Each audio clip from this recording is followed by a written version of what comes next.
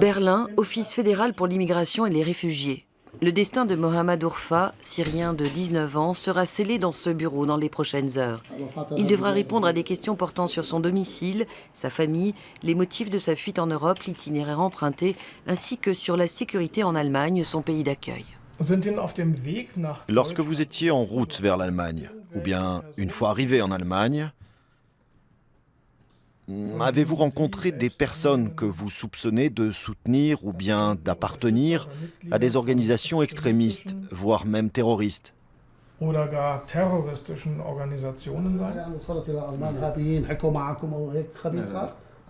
Non, pas du tout. Pour vérifier l'exactitude de certaines déclarations, l'Office pour les réfugiés et l'immigration s'en remet à l'avis des interprètes. M. Mahmoud vit depuis les années 80 en Allemagne. Il parle 6 langues et il est capable de reconnaître l'origine des demandeurs d'asile à leur dialecte. Certains disent Choubidak, d'autres Choubadak. Dans le sud du Liban, on dit Choubadak. Un jour, au cours d'un entretien, un Libanais a dit « Je suis syrien, j'ai vécu en Syrie, j'ai déposé une demande d'asile. » Mais au bout d'une demi-heure, j'ai reconnu son dialecte. Il avait obtenu une autorisation de séjour. Celle-ci a été annulée rétroactivement et sa demande d'asile rejetée. Lorsque les réfugiés présentent des documents, M. Mahmoud procède à une première évaluation pour déterminer s'il s'agit de vrais ou de faux papiers. Ces auditions se déroulent sans limite de temps. Pour des raisons de sécurité, chaque cas est vérifié dans les moindres détails. Aucune question n'est laissée de côté. Aucun migrant ne porte un t-shirt sur lequel il est inscrit « Je suis un terroriste ».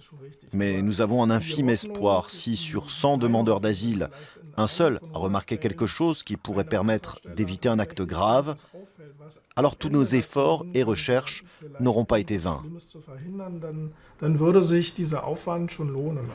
Mohamed vit en Allemagne depuis un peu plus d'1 an. Cela fait 8 mois qu'il attend cet entretien. Entre-temps, il a appris l'allemand.